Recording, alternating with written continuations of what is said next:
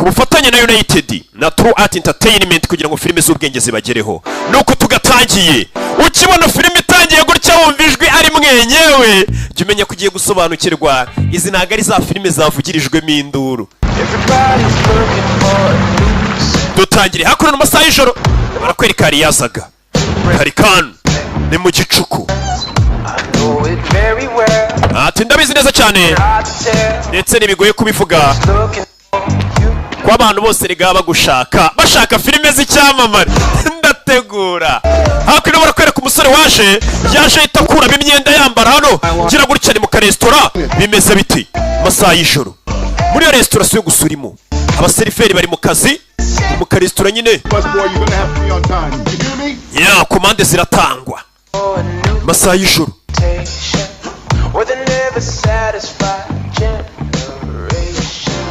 umukobwa ari amasaha y'ijoro kudutangiye filime yacu amaze kuvayo asa hakurino mu gicuku n'umuserivisi cyo ni igifaransa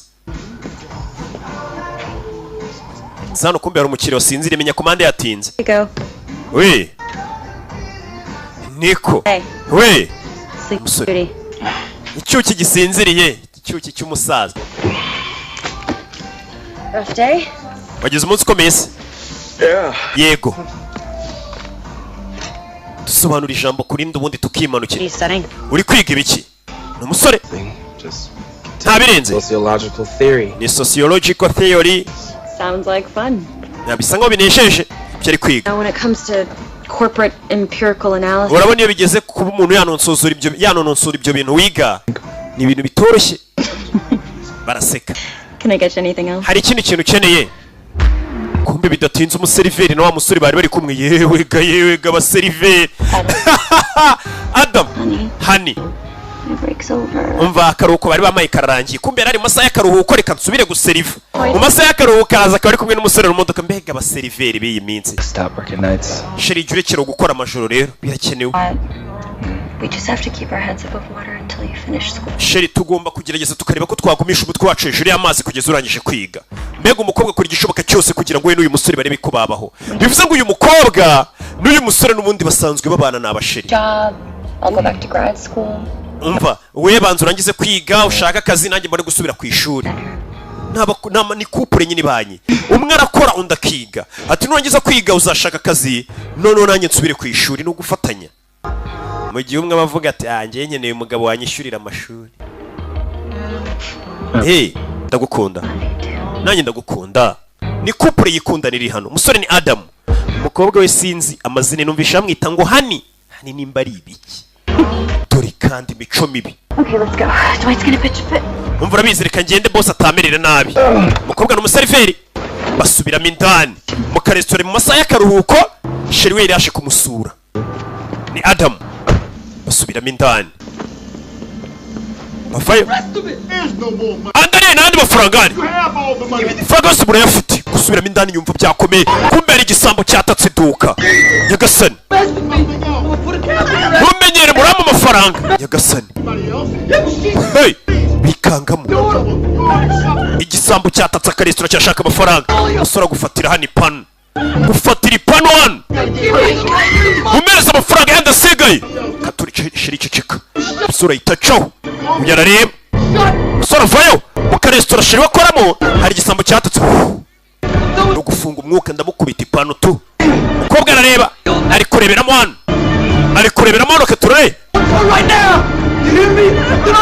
mwana mu ndi mafaranga agiye kandi pano sora aramwambara pano ku mutwe hey dangerous lies niko bakisi ni ikinyoma kibi cyane cyase bya binyoma bibi cyane byawe umukiro uri muri restaurant twakwita nk'intwari yatumye batiba kano ka restaurant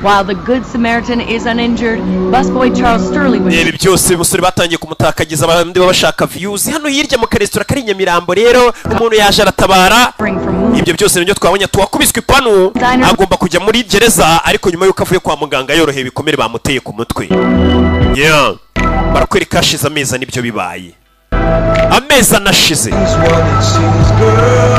barakwereka amezi anashize uriya musore mu karesitora ke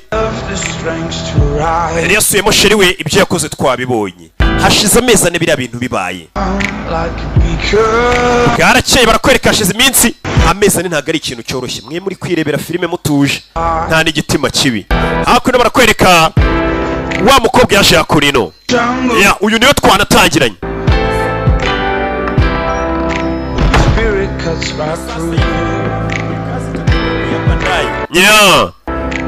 Umukobwa Zan Katorori Raki turagusuhuje Rukumani we. Hakurino yaratuva mwaramutse Ronald. Umukobwa yaje yakurino aho twatangiye ari umuseriveri, yaje yakurino n'urugo rw'ahantu hamagara twitwa Leonard cyasere wonari we. Azakuno umukobwa atora ikinyamakuru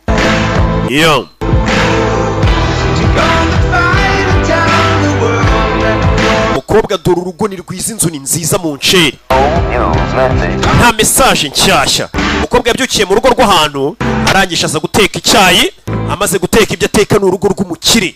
Uyu mukobwa kuva kera ni umuseriveri. Shize amezi ane. Urakoze Kati. Umukobwa yitwa Keti. Kiriya giti papa wanjye yagiteye umunsi navukiye. Hashize imyaka 88 bagiteye. When I was a boy, people would say my mother had a green thumb. Abantu bajya bavuga ngo mama wanjye afite igikumwe cy'icyatsi. The show place. Kukantu hose rwose yakoraga yahateraga ibiti. Ni mama we. I hired a fellow once to clean it up. This was a couple of years ago. Nashize nk'imyaka 2 nzanye umuntu ngajya akora mu bustani hano hantu hakikoresha neza. None so umusore byamugendekeye gute wazanye ngakore mu bustani bwawe? 2 weeks and then stop coming. Yitwaga Rikiros, yaraje akora nk'ibyumweru 2 hano ndangije mitamo burira irengero. I sound like some silly old man. Ariko uri kumva ameze nk'igisaza kirwaye kiri kubwira ibintu dushaka kumva. Uyu munsi ni isabukuru yacu. 4 months ago today. Hashize amezi ane uyu munsi. To my door. Agents ukorera kunyohereje nk'umukozi na agents zibazohereza abakozi mu ngo. Uri inshuti yanjye, uri umuntu nyitaho. Come on. Kirafanze nk'imiti. Your medication. Usanga nyine ari company zohereza abakozi ku musaza nk'uyu w'umukire bo wibera mu nzu wenyine, bagakohereza umwana w'umukobwa uzajya ugufasha akakwitaka kubirikiriza igihe unywera imiti. Couple of weeks. Hashize ibyumweru 2. Yaratashye na sheri we. Gotta jump through a lot of hoops. Umva naragiye gukora interview muri company hambaye cyane, sinzi ko ndi butsinde. That kind of job, you know, they have their own way. Urabizi kano kazi nangiye gusaba bafite uburyo bakora ibintu byabo. Musore yabuze akazi. A little stressed right now. Mfite stress none umukobwa ni ukora wenyine. Another call from the student loan people today. Babantu bishyuza inguzanyo y'ishuri no bari guhamagara. You stopped taking classes, so we have to start. Warekeye kwiga rero bivuze ngo tugiye gutangira kwishyura inguzanyo. We're to a collection agency. Bitisa amafaranga bazatangira kuyakura kuri agence yanjye nkorera abanyaka amafaranga yawe. Why you're at it too? Yakasani. The rep with our health insurance. Okay, Katie. Umenye ko tutarishura na silence y'ubuzima. All right, don't worry. Umusore natabona akazi ngo amafaranga baratangira kujya bayakata umukobwa yo kwishyura inguzanyo y'ishuri. Ni ikibazo mbega nago byoroshye. Buri urukundo niyo rwaba ruhara amafaranga yadahari hari ikintu kiba kiri kubura. Katie. Not to worry. Oya wimbwira ngo simpangayike. Sorry. Babarire. Mve mukobwa afite ibibazo. Ni ukora wenyine. We're in serious trouble. Turi mu bibazo bikomeye Adam. We need to get some money coming in soon. Dukeneye gushaka amafaranga uko byamera kose. Saying that for months. Umaze amezi umbwira ngo uraza gushaka icyo wakora. For me to take some minimum wage job. That's why I quit school so that I can find something that pays enough. Sheri nanjye niyo mpamvu naretse ishuri kugira ngo nze nshaka amafaranga. I just need a little bit more. Kugira ngo twishyure byibura amadeni dufite. I need more time. Nta kindi gihe dufite. Nta gihe dufite. Let me help. Reka ngufashe. Oya ndabyikorera. Adam ariko nawe umukobwa ararakara ibintu batangira kubimena. Sike. Nakubwiye ngo amafaranga ahantu atari ari ikintu kiba kibura. Amafaranga n'urukundo ni ibintu bibiri bigendana byuzuzanye kandi birenze byose. You ever listen to me? Kuki utanyumva? Why did you go in there? Kuki ubundi cyagiye wagiyeyo? Adam. Nari nakwinginze. He could have killed you. Cyagiye amezi anashize bari kukwica wagiye gutabara nakubuje watabara gutabara iki? Cyagiye afata ipanu dutangira filime. Never hearing your voice. Ibaze iyo bakwica sinzongere kumva ijwi ryawe. Umukobwa nako karamubabaje. Umusore buryo agiye gutabara. Nta kintu kikimeze neza na ndimwe rirenze. Sheri yashize amezi n'ibyo bintu bibaye. No. Oya. I'm sorry. Babarire umukobwa cyo. Karakaru karamubaje umusore yagiye gutabara yirengagije ko bashobora kumwica.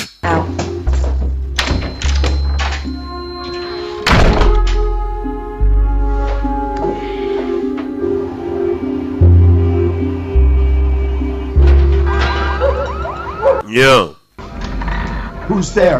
Ninde urimo indani? Kumbe muzehe ari hano mu masaha y'ijoro.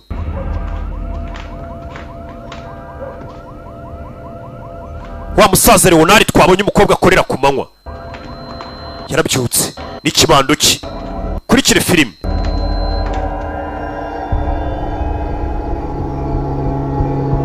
Kumbe umukobwa niho yayisaza. Amaze guserera na sheri we yayisaza hano. Sheri wari kumuhamagara umukobwa ntiyitaba. Leonard. Oh, it's you. Ni weho? Katie. Katie. What are you doing? Urakurikirana? You were asleep. Natekereje kusinziriye. Came here to think. Nari nshano kwicara ngo ntekereze. What are you doing with that? Urakora iki nicyo kibando? Someone in the house again. Ndakeka nungiye kumva umuntu muri iyi nzu. Talking, and when I come down, they're always gone. Hari igihe n'injoro n'icyamye njye numva abantu bagenda mu nzu yanjye nabyuka nk'ababura. Nta muntu uhari. Gatorori. You all right? Meze neza? Why didn't you tell me you had troubles? Wa mukobwa kuki utari urambwiye ko ufite ibibazo by'amafaranga? Not your problem. Erega ntabwo ari ikibazo cyawe. Ukeneye angahe? No. Oya. We're friends. Turi inshuti. We are. Ye turi inshuti. Then let me help. Reka ngufashe. I've got a little money set. Njye mfite amafaranga bari ku ruhande. Never do that. Ntabwo nakwemera kumpa amafaranga y'ubuntu. Starting out. Urabona muri inshuti nako muri couple we n'umukunzi wawe muri bwo mugitangira akazi. About money. Ntabwo mama kwiye guhangayikishwa n'amafaranga. But to be in love. Kuba mu rukundo. Family one day. Hari ukazagira n'umuryango. Ugasazanya n'uwo musore. Ni ibintu byiza. I wanted when I was a young man. Ni ibintu nose nifuza nanjye nyiri umwana kugira umukunzi tugasazana. Some small. Natekerezaga ngo mu buryo mwe cyangwa ubundi. Made a difference to someone. Kibura mwebwe nk'abakorera itandukano we na sheri wawe nk'abaka amafaranga. Umve mwambwiye amafaranga mukeneye nkayabaha nka couple yanyu. Ko mbona ari couple ikizamu. Sheri wanjye akeneye akazi. Aho kuduha amafaranga duha akazi. Hari abantu babiyubashye ku buryo umuntu utabwira ati amafaranga ngayemere.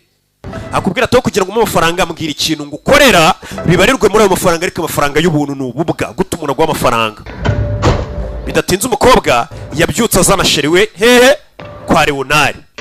Biraza kumera sawa. Aje kumusabira akazi. Genda avugana nawe. Sibyo? Tugende baguha akazi umusore yerera buza akazi neza. Akazi nakibura. Hey, buriya ubona zino filime tuzisobanura ugasanga zitunze abantu ibihumbi. Yes. Hey, Imana buriya hari ingorora n'ibizaduha. I can pick it up after 5 probably. Umukobwa ari hakurino kureba hanze sasa umusore umusheri we ari kumwe na muzere Leonard batangiye kumwereka icyo bikuri nakubwiye ngo filime z'ubwenge no kuzitangira ubundi. Yeah. Umukobwa ari hano. Hari uwaje gukomanga.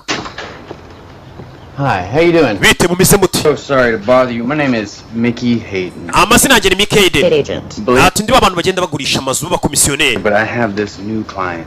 Just got transferred to the city. Ati mfite umukiriya wimukiye muri uyu mujyi. Family, couple of dogs. Afite imbwa, afite umuryango. Horrible. Anyway, he is looking for just the right home. Iyi nzu yayikunze arayishaka. Driving through the neighborhood here. Took one look at this amazing house. Ese ari gucana abona inzu itangaje. Iyi nzu ntabwo igurishwa. Are you the owner? Niwe nyirayo? No. Oya. Trust me. Ariko nyizera. You're wasting your time. Waba uri kwangiza igihe cyawe. Lived here his entire life. Ati nyiri inzu yabaye hano n'umuryango we wose kuva kera ntabwo bayigurisha. Seriously motivated. Umva umukire wanjye inzu arayishaka cyane afite gahunda. I don't know what to tell you. Sinzi icyo nakubwira. Babarire. But good luck. Ariko nkwifurije amahirwe mushaka indi nzu mva. Could you do me a favor? None se muko wamfasha? Katie. Banyita Katie. If by some crazy chance hagize nk'ikintu kiba uwo mugabo agahindura ibitekerezo bye, uzampamagare rwose inzu turashaka kuyigura. Ibyo ntabwo bizaba. Thank you. Urakoze. You have a great day. Ukiri umunsi mwiza. Uje yitwa Hayden. Yaraje kubaza inzu nimba igurishwa. Umuntu araza akagukumangira akubwira ati inzu yawe wasohotse nkakwishyura. Amafaranga nta kintu adakora. Kobwa cawo katorore. They want to make an offer? Sounds like it. Bashaka kuyishyura ye. I'm sure it'll look better after. Bagira gutya bagafata n'akaruhuko bakanywa kuri byeri n'umusaza bari gukorera bombi n'umusore we sheri we bamuhaye akazi. Must be nice. Dore inzu ukuntu baba yirebire hakurya. Ni inzu nziza. Umusore yakomeje akazi. Hano hari imodoka ziba ziparitse umusaza atagikoresha za modoka nziza. Sha bafite barakimara. Nuko cyavuze akomeza akazi k'amaboko. Akomeza akazi k'amaboko. Bimeze bite rero? Leonard ni mu gitondo. Buri gitondo baza mu kazi. Mukobwa inzu nini nyine uragenda ugategura ibya mu gitondo ugatangira kuzenguruka ushaka nyirinzara hehe niko kazi kabo gusa shaho umukozi nk'uyu nguyu kumutunga muri biriya bihugu by'uku gutekera ugira gute ntago ibyo bintu biba byoroshye hano ukabona mfite bari crossing nka batanu ngo ugire ngo hari ntago biba byoroshye urakoze Keti My parents used to play this.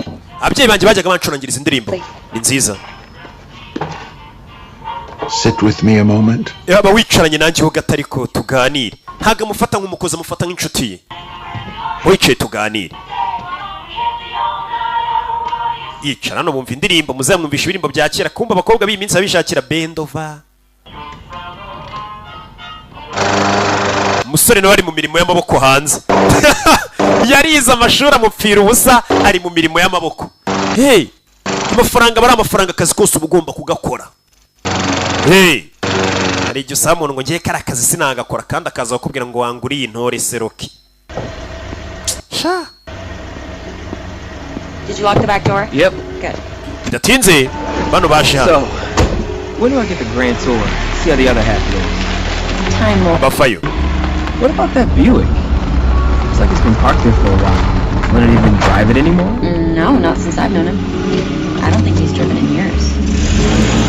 yeah bafashe imodoka barerekera bavuye mu kazi nibwo bakirangiza akazi kumbe mu nzira bagenda bakiva mu kazi hari imodoka yasaye nk'ibakurikira ndagira ngo ukurikire filime sa mu rugo I was reading online. ndi gusoma online It's medical school with a really great program in ndi pediatrics. gusoma ishuri rwose rifite porogaramu ya pediatric Send you the link.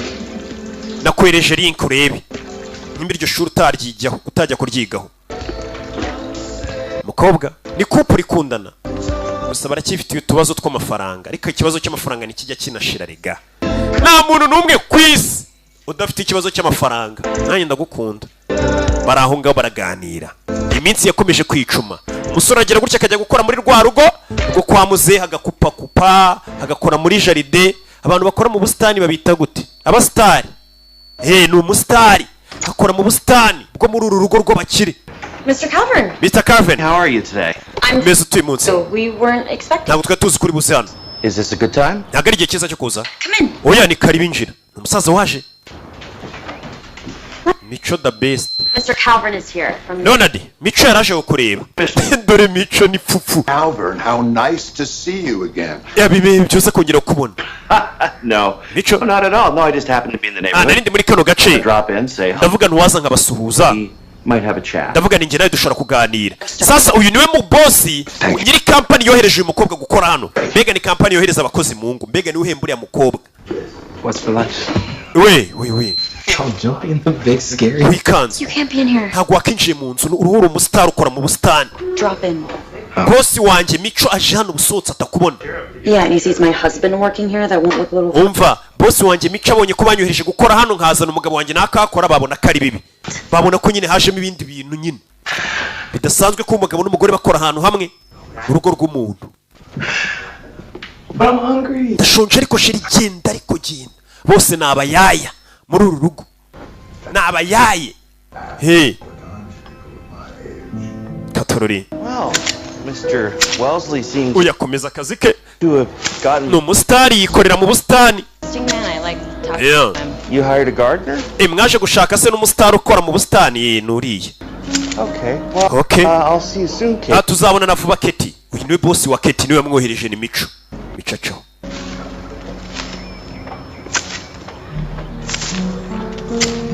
akomeza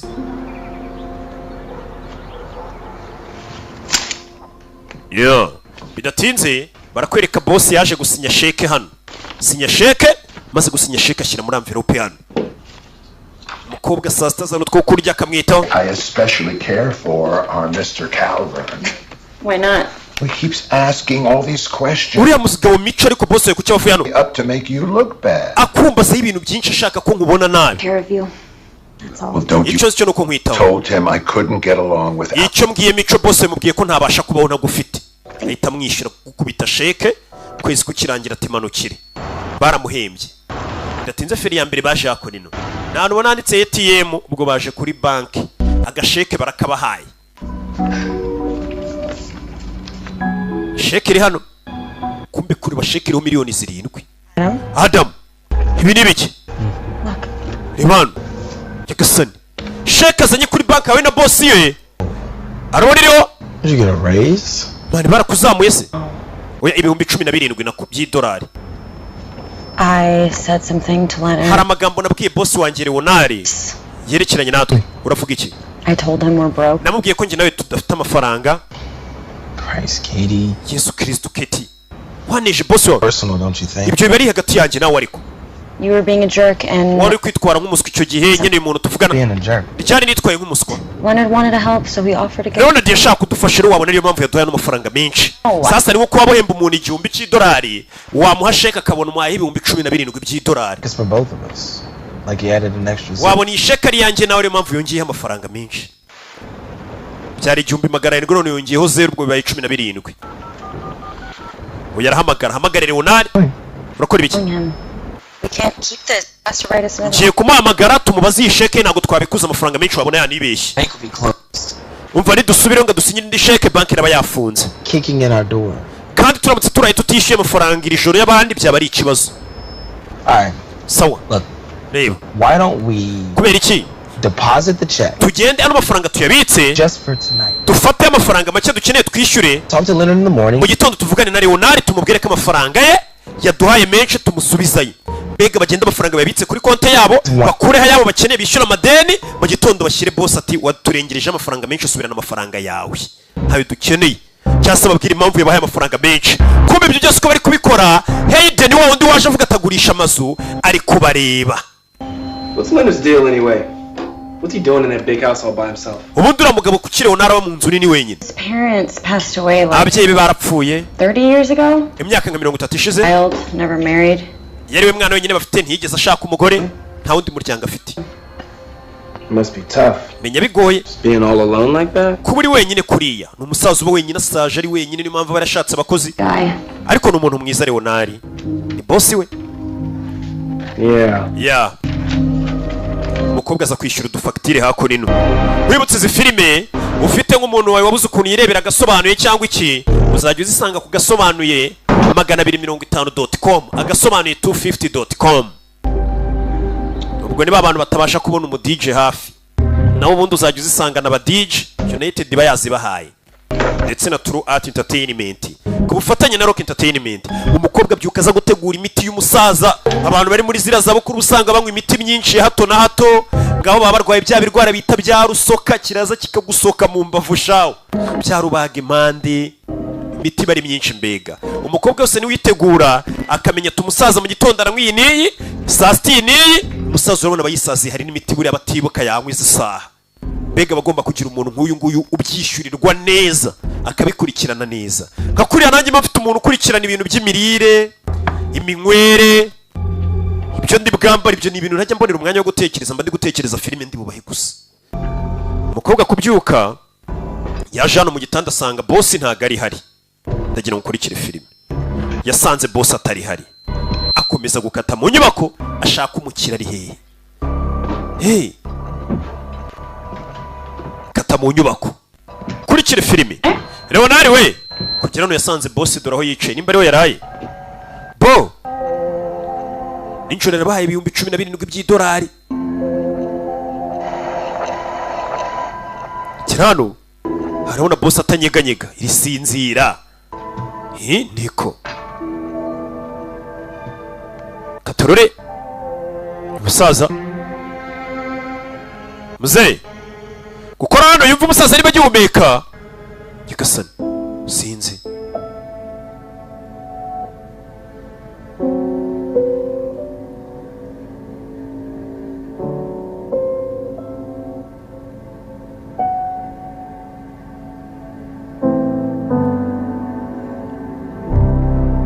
hey yakoze ku musaza arikanga menya umusaza ibyo bitagenze neza yakoze ku musaza yumva ntari kuvuga bimeze bite rero umukobwa yaje kwicara nararira menya umusaza yapfuye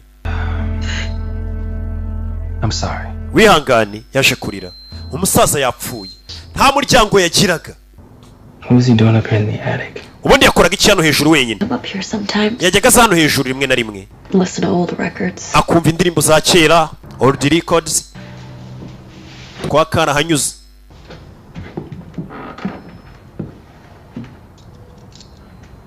Uyafata urufunguzo ruri hano.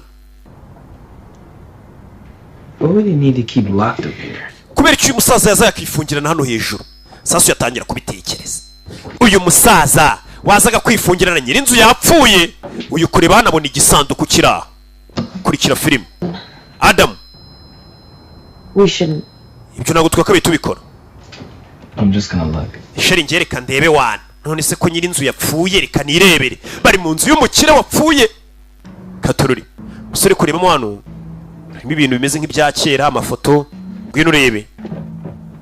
Ngwino urebe.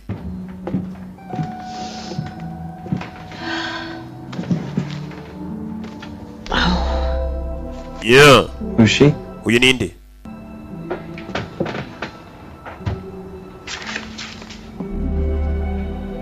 I don't know. Sinzi. All these letters. Izi nzandiko zose harimo amaretere menshi.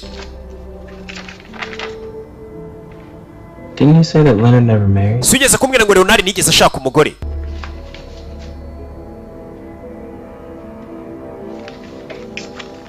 We shouldn't do this. Ibi ntabwo twakabaye tubikora. Let's go. We need to call 911. Nibahamagara 911 bahamagare polisi. Sasu ikubura nabona amafaranga ajya gasana. Sheri we dore igisanduku cyuzuye umufungo. Nyirinzu yapfuye ukagwa ku mufungo nk'uyu wabigenza uti? Ubigenza ute? Kumugane wa mupapa. Here for how many years? Wambwiye ngo yabaga hano wenyine imyaka myinshi. Polisi kwiyamagara babaye babiretse. Start by putting some aside little by little. Babonyemo amafaranga mu nyubako. None se Sheri yabaga wenyine? He doesn't have any family. Nta muryango n'umwe afite. Umve ni abakene ni babiri. Ni couple y'abantu bakishakisha bitaracamo.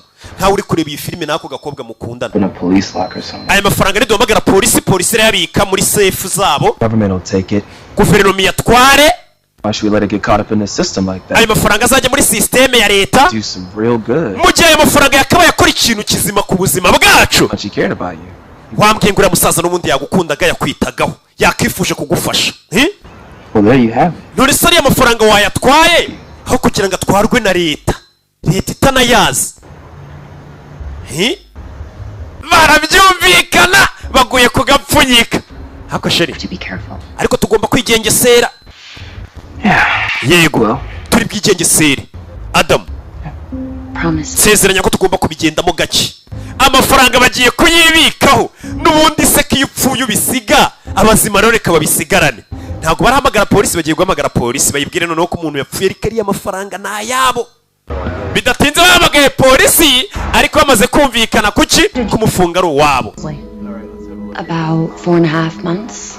Waramaze igihe kingana iki ukora hano hafi kwezi n'igice amezi 4 n'igice. Leonard stayed here alone at night. That's how he wanted it. Natahaga n'injoro Leonard yararaga hano wenyine. Undi detective.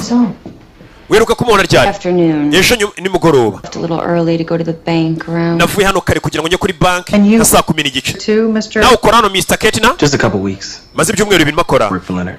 Njye nakoraga mu busitani nari umusitari wo muri uru rugo. I kind of got that. Reka ngende. Katorore wani detective. Ninzu ya Filemon. Mr. Wesley doing? Was he having any health issues recently? Mr. Wesley se yarameze ati yarafite ibibazo by'ubuzima. Fine. I mean, he's 88, so yarafite imyaka 88. Medication, but yanywaga imiti myinshi ariko. But he wouldn't have complained about it anyway. Hako nako yajyaga ambwira ko ari ikibazo afite mu buzima bwe mu mubiri. Ntago ari uko yarameze ntago ari wa muntu wahuraga urwaraguritso ya. I'm gonna need to get some contact information next of kin. Ndaza kuba nkenera amakuru nk'umuntu bafitanye icyo bapfana. Nta muryango yari afite. No. Oya. Nta famille yari afite. Okay? I'm sorry for your loss. Wihangane kubw'igihombo mwagize. Have any questions? Nimba mufite icyo mwabaza, Just give me a call. mwaduhamagara kuri iyi nimero. Oh. Abapolisi. Leonard once told me he wanted to be cremated.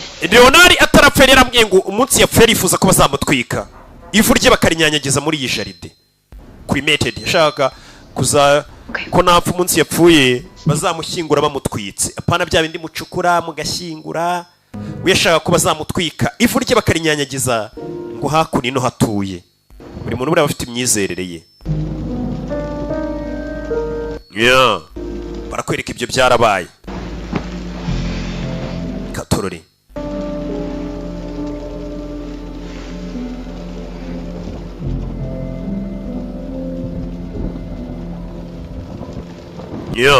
umusore ntiyasinziriye wibuke hari amafaranga babonye muri iriya nyubako bidatinze bwarakeye mu gitondo ugiye he I have to talk to Mr. Calvern to get my name back on the list. ngiye kuvugana na Mico niwe boss wanjye ndebe ko izina ryanjye barishyira kuri list y'abantu bagomba gukomeza akazi banshakira akazi ahandi Because that's what I should do now that I don't have a job. kurabona nta kazi mfite ngomba kubwira ba boss banjye bakanshakira kandi kazi Talk about that job soon. Maybe you should start looking again too. Alright. I will. Katorori Sheri bye wibuke uyu mukobwa afite agence nyine akorera irangira abakozi ahantu bajya gukora iyobowe na Mico Katorori uyacaho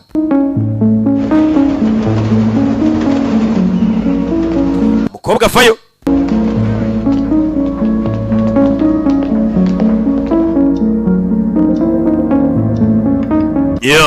barakwereka umusore yasigaye hano mu rugo kureba hano abona urufunguzo rufungura hano muri rwa rugo rwa musaza ariko ruriya rugo ko twarusizemo amafaranga agatima gatangira kurehareha urebe filime witonze umukobwa yaje hakuno kureba kuri kampani ye nyine irangira abantu akazi nimba ari icyo nagukora rwose ndabyumva uburyo wabayemo ndifuza ko munshakira akazi ahandi tuganire muri ofisi yanjye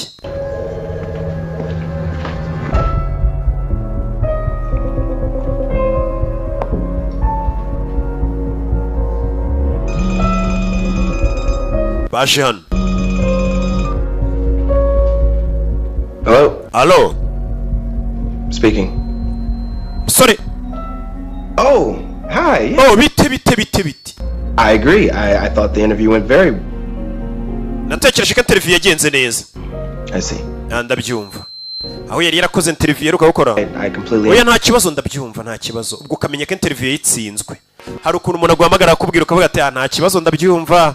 Kumbe bamuhamagara bamubwira ati ahantu wagiye gusaba akazi ugakora interview byanze gucamo. Back to work. Not until the police finish their investigation. Investigation? Well, muko ntabwo twajya tugushakira kandi kazi rero ngo tukurangira undi mukira polisi tararangiza iperereza. Cooperate with the authorities to be... Tugomba kubanza ugakorana n'ubuyobozi tukamenya neza urugo wakoragamo nyirarwo yarapfuye ntabwo twakurangira kandi kazi rero ngo ujye mu rundi rugo tutaramenya n'urugo wakoragamo nyirarwo yapfuye ate. Wait, you think I had something to do with what happened? Urashaka kuvuga ko araho muriye n'ibyabaye se? Of course not. No. This is... I'm sorry, Katie. This is... Umva aya ni amahame ya company tugenderaho. Urugo wakoragamo ngo umukozi wo mu rugo twakurangiye nyir'urugo yapfuye. Ntabwo twete tukurangira ngo ujye gukora mu rundi rugo polisi tararangiza iperereza kandi koko nibyo. I wish I knew.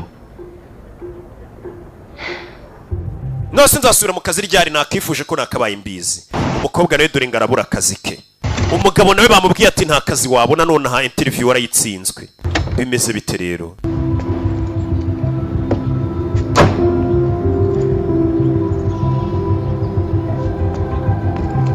Katorore umusore icyo yakoze nta kindi akimara kumva ko bamukatiye ku kazi yahise aza hakuno kurikire filime ahise agaruka muri rwa rugo rwanya kwigendera amafaranga y'abandi atangira kuyabara dore ngaratangira gutera imirwa amafaranga ubundi se n'ay'abandi ko nyirayo yapfuye ari muri iyi nzu aricyo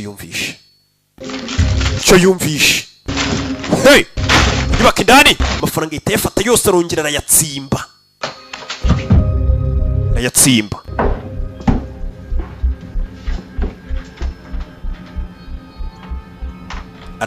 ari mu nyubako yagarutse mu rugo rwa wa musaza nyakwigendera bimeze bite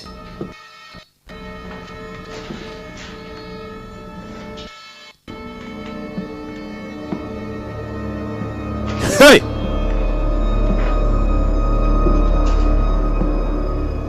Katorore mu nyubako indani Katorore kore banabona ibintu bamenye nyuma ye bamushyizemo muri rwa rugo rwa nyakwigendera ibi ni ibiki banyarwanda nakubwiye ngo filime nuko itangiye Musore yakanguye na telefone iri gusona. Yakanguye na phone. Allo. What were you thinking? Watekerezaga ibiki sheri? Come in here like this, like we still. Ntabwo ugomba kuza muri urugo rw'abandi nk'aho ariho tubarizwa. I'm bleeding right now. What do you want from me? Sheri mbabarira nawe ndi kuva amaraso uranshaka iki? I asked you and you promised. Naragusabye uransezeranya. Promise. Ko bagiye kwigengesera ku mafaranga ari hano. Look, I'm sorry. Babarire. But if I wasn't here, I think that money would be gone. Iyo nza kuba nari nari amafaranga ari kuba yagiye. Nigute bari kumenya iby'amafaranga? Why else would they be here, Kate? None niki cyatumye abo bantu baza muri iyi nzu? Nimba batazi iby'amafaranga arimo. No, they came up behind me. Umugabo yanturutse inyuma. They couldn't have known you were here. Menye bari babimenye kuri hano. Didn't like that. I heard the glass break, that's why I came down. Nje numvishe ikirahure kimeneka mitamanuka hasi, nsanga umuryango urafunguye. It was a bad sign that you should get out. Cyari kimenyetso cyiza cyo kwita usohoka mu nzu. No, I was waking up. Bahise bankubita ikintu ku mutwe nongeye gukanguka ndyamye hasi nkanguye na telefone. You never should have been here. Ntabwo wakabaye waje mu rugo rw'abandi sheri. Almost 100 grand. Hano hari ibihumbi bisaga ijana sheri. Ibihumbi bisaga ijana. You counted it? Wanayabaze? Wanayabaze? Counted to 92. Nabaze ibihumbi 92 narenga n'imisago. Hey, mukobwa yumva ni menshi ibihumbi 100 by'idolari, ayo mafaranga yaguhindurira ubuzima. Waba uri mu Rwanda uri muri Amerika. She is that the hiring committee decided to go another way. Whatever the hell that means. Bahise baza kuyabara bitonze. They're all just such assholes. I'm just sick of being poor. Ndambiye kuba umukene sheri. Ndi guhamagara ku kazi aho nkoze interview ntibicamo. Ndambiye kuba umukene. Who got in here? Maybe somebody that did some work on the house. Wabona hari nk'umuntu ugeze gukora akazi hano wari wagarutse? You talked about hiring a gardener. Leonard twigeze kuvugana boss wanjye ambwira ko bigeze guha akazi umuntu ukora mu busitani. Well, whoever it was, I don't think it was a coincidence. Uwari wese waje ntabwo nkeka ko ari ibintu byahuriranye. And figure the house would be empty. Cyangwa bamenye ko inzu birimo ubusa nta muntu uyirimo. But maybe you're right. Haravuga ukuri. Maybe they didn't know about the money. They probably just wanted to get in and get out. Ahari wabona abantu bari binjiye ngo icyo bonye cyose bari cyo basohokana batazi ibya mafaranga arimo indani. What if they come back? Ese nibagaruka. Alright. Katorore. Bidatinze bwarakeye. Araho bahise baza. Bakimara kuvuga ati yashobora kugira umuntu ugaruka hano muri iyi nzu. Icyo bakoze ni iki? Thank you. Bahise baza hano. Hari twa safe deposit box usanga ari nka bank ari kwiguha ikintu ugenda ukabikamo amafaranga yawe.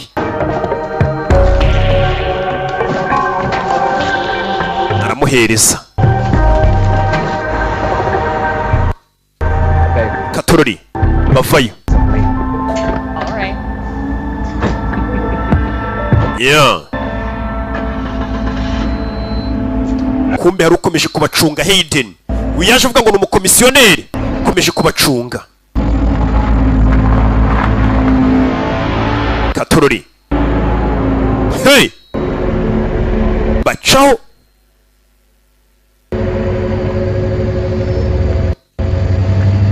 Uyarabacunga umugabo akomeje kubacunga kuva twatangira filime. Ibi ni ibiki? Baje hano mu rugo ariko baby z'amafaranga se kari kuri konte. Amafaranga regazana n'ibyishimo ubundi nibazana kubeshye. Bajyaga bataba ari ku munabi ngamadeni y'abandi biki. Ariko nyine amafaranga basize bayabitse. Ntago bashyize kuri konte yabo. Bashyize muri safe deposit box. Nawe ugende bakaguhaga akantu wabikamo ibintu byawe n'iki? Icyo ari cyo cyose. Bimeze bite? Mwirinde imico ndabyanga.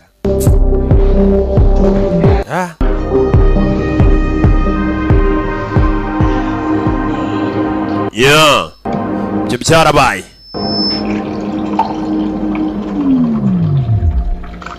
Mu gitondo.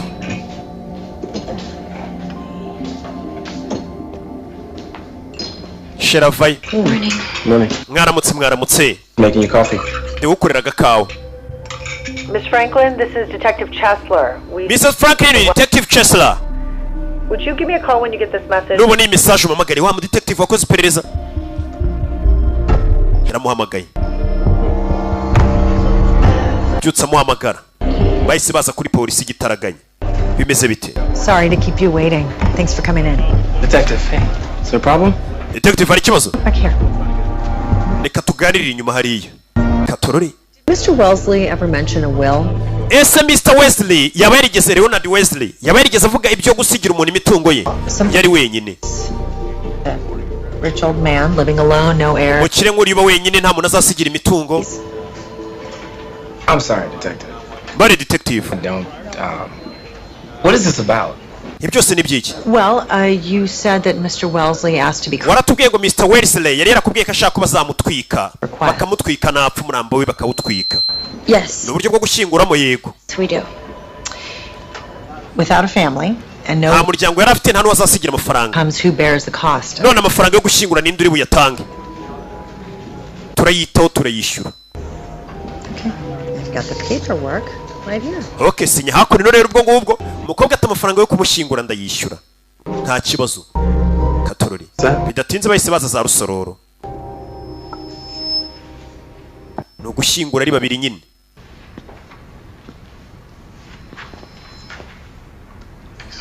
baje kunywamo For Leonard. ku bwa Leonard wapfuye Leonard ni muzehe baje kumushyingura ari babiri ryo gushyingura umuntu si ngombwa guca igikuba Doesn't feel right. hari amafaranga tuyasubize mu nzu y'abandi ndumva bitameze neza umukobwa kandi ariko sheri wajya uzireka imikino Let's just be here. reka tube turi hano kumbe undi winjiye umukobwa atari amafaranga twayasubije mu nzu y'abandi ko ngiye numva bitameze neza tugira icyo tuvuga He shall be like a tree. azamera nk'igiti Of water. giteye hafi y'amazi Worth his fruit in his season. imbuto zacyo zikera neza He doeth shall prosper. icyo yakora cyose kandi kizagenda neza ni amagambo ari muri bibiliya Apologies. azamera nk'igiti giteye ku mugezi ngo imbuto zimere neza n'icyo azakora kizagenda neza Wellesley's attorney. hari uwaje aravuga ati ngenda aravoka wuriya Leonard Wesley Miss Byron Kim. banyita Byron Kim Leonard never said anything about an attorney. Leonard ntabwo yigeze ambwira ko afite umwavoka Call me Julia. And I'm not surprised. unyite Julia The first I heard from Mr. Wellesley was only a few weeks ago. He called ubwo numvaga Mr. Wesley yaramamagaye ibyumweru nk'ibiri bishize and asked me to come to the house. nibwo yamagaye ambwira ngo nze mu rugo yambwira umuntu azasigira imitungo ye He was very specific about that. ibintu nk'ibyo ariko ko ari ibintu yajyaga avuga yarambwiye ngo nze nimugoroba kubera iki wumve muzehe He left everything to you. imitungo yose yuriya musaza yarayigusigiye umukobwa arikanga hey yayisigiye umukozi we wo mu rugo ibaze nawe ako kantu kubera umukozi wo mu rugo nyir'urugo yapfa bakakubwira ati burya nyir'urugo yari yaragiye kwandikisha ko aramutse apfuye ibintu byose yabisigiye yitwa Katie Franklin mama we yewe sinzi icyo navuga imitungo yose bayisigiye umukobwa yagasani biramurenze What happens now? ubu se yagiye kuba iki bigiye kugenda gute Just you read over the will very carefully. ndagira ngo ubanze usome iyo will witonze ibyo bamusigiye nyine I have a lawyer. ubaze navuka we ntavuga mfite Wellesley did pay my retainer in advance. Wesley ntabwo yari yanyishyuye amafaranga yandi y'aka kazi ndi gukora What transition? We can't just move in right away. tukimukira ayo mafaranga turaza kugenda tuyakwishyura natwe That the will is going through probate, which takes about 3 months. biraza gutwara amezi nk'atatu leta iri gusuzuma koko ko iyo mitungo ari weho bayisigiye nta kibazo kirimo nyine leta irabanza ikabisuzuma ariko imitungo ubwo iba ari iyawe nyine ari iyawe uyirimo ariko banasuzuma Out of the blue. Leonard yaraguhamagaye gutyo gusa utamuzi I never met him before. ntabwo rero ahuye nawe na mbere Why did he call you? kuki yaguhamagaye Me on the internet. yambonye kuri interineti nk'umwavoka My name. avuga ko yakunze izina ryanjye Byron was his favorite poet. oh koko Byron yari we muntu wa mbere uvuga imivugo yakundaga kandi nawe witwa Byron Kim Sorry, Julia. mbabarire nako Julia. I'm kind of new at this. I'm not really sure how to go about it officially. bino bintu rero ntabwo bimenyereye sinzi uburyo ndi bubyitwaremo ndaza gukenera ubufasha bwawe ibintu byo kuba umukire Coming your way. I hope you're ready. wa mukobwa hari amahirwe menshi ari imbere yawe n'impinduka nizere ko witeguye And how about Adam? nawe se Adam umugabo wawe Well, he does understand that legally, where it comes to this house, you make all the nizere ko abyumva ko iyi nyubako n'ibintu byose birimo ari ibyawe atari ibyo ariho babisigiye which is how it should be. These things, you just never know how it can change someone. ibintu nk'ibi ngibi tugusigiye ni ibintu bihindura umuntu burundu Good. Leave it to me then. Okay. okay Thanks. aco For a month, just first class all the way. You got your MBA before you know it. bidatinze bidatinze baje kuganira urabizi ngomba kuhita njya kwiga nkarangiza amashuri yanjye umusore ashaka gukomeza kwiga umusore ukunda kwiga Loans, just wipe the slate. Kwishyura amadeni yose ibintu byose mbega tumaze kwishyura tumere neza baje kwicara mu rugo basigiye umukobwa inzu ni nini ibintu utavunikiye noneho reba inzu bamusigiye buriya ni bya bindi bavuga ngo avoka y'imbwa imanuka ihiye iyo ni imigani ya kinyarwanda baje kunywa byeri mu nzu itari iyabo bararya baricaye ariko we avoka y'imbwa imanuka ihiye reba inzu basigiye umwana w'umukobwa muto bana ababyeyi be bari baramugejeje ku isi gusa ngo niwo mugabane bamuhaye baje kwiganirira Adam We still have to be careful. Tugomba gutangira tukigengesera muri ibi bintu. Okay, don't you think it's time for us to treat ourselves? Jisheri twite hariko. God knows I have. Wabikoreye nanjye kandi narabikoreye. You're right, but we have to settle in first. Reka tubanze dutuze ariko mbere na mbere. Just a little while longer. Tubitware gake gake. Tutegerezemo. Musore warumva bahita batangira guserebura muri aya mafaranga bagatwika. Okay. We'll take it slow. Tubitware gahoro.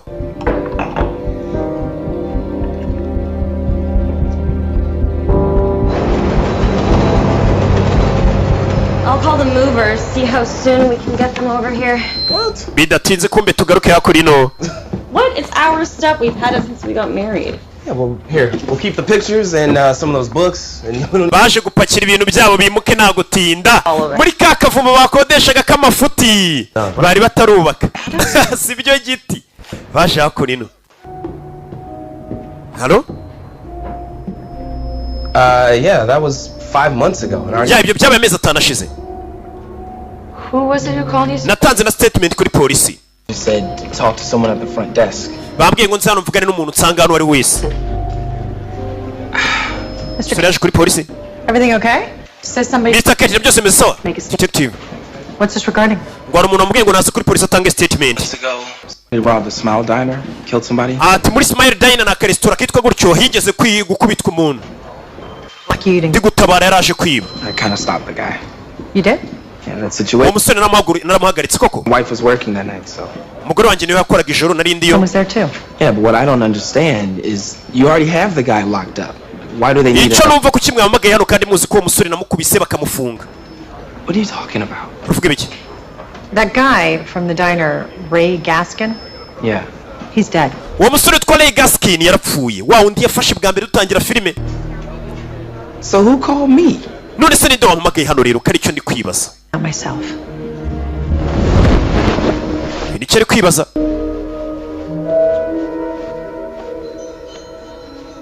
Yeah. Uyafayo. Wa musore yafashe ari kwiba muri restaurant bamujyanye muri gereza ngo ari umuntu wamujombeye icyuma muri gereza. Sasa umukobwa yaje yakurino ari kwimukira muri rwa rugo rwiza rwo wa musaza bari kurusasa rumeze neza. Ako kanya hari uwaje. Babarira gato. Katie, you remember me? Yeah, coming back here. I know. Pain in the ass, right? But my client, he's driving me nuts. Umva umukiriya wanjye na nubari kunsasa. Iyi nzara cyashaka kuyigura. Uyu nawe mugabo maze iminsi bakurikirana witwa Hayden. It's not for sale. Iyi nzu ntago igurishwa. Can speak with the owner myself. Navugana na nyiri inzu. At least I can say I tried. Look, I'm really busy. Umva ndahuze. Show up here. Ntago ukwiye kuza gutyo kwiboneye utateguje n'umuntu. I want you to go now. Ndagira ngo mve hano ugende. You know, Katie. Urabizi Katie. This ain't my first rodeo. You know, one of the first lessons in real estate. Isomo rya mbere banyigishije. Nyiza muri bino byo kugurisha amazu. No kubanza nkamenya iyo nzu nyirayo n'ibiki byose birimo. Mr. Wellesley. Ndabizi ko nyiri iyi nzu Mr. Wellesley yapfuye, Leonard Wellesley. Birababashe. The house isn't for sale. Iyi nzu ntago igurishwa. You know, I've had my eye on this house for a couple years. Maze imyaka nk'ibiri inzu nyicunga. Old man. Uwo musaza kicks the bucket. Yapfuye. And you think you can just move it? None uratekereza ko wahita ukimukira muri inzu kuyiboneye. Wish you well. Ukumva ko naseka nkakwifuriza ibyiza gusa. I own the house now. Ubu iyi nzu ni yanjye. What the hell are you saying? Uravuga ibiki? Did to me. Leonard yayinsigiye ajya gupfa. As well, I can prove it. Mfite ibimenyetso narayisigiye mfite wili yiri hariya. I can make a new will that says it belongs. Ibyo byose n'umuntu yagenda akabikora atanze 5,000 bakamukorera ibipapuro by'ibihimbano by'uko inzu bayimusigiye. More questions? I suggest you talk to her. In the meantime, mfite avoka wanjye nutavana ugenda umuvugishe. Bitise nutamvira mu butaka n'imitungo yanjye ndahamagara polisi. Well, I guess I'll see you around. Okay, tuze gusubira. Hey! Nacho. Ni ikigabo gikomeje kubagendaho. It's not how it sounded.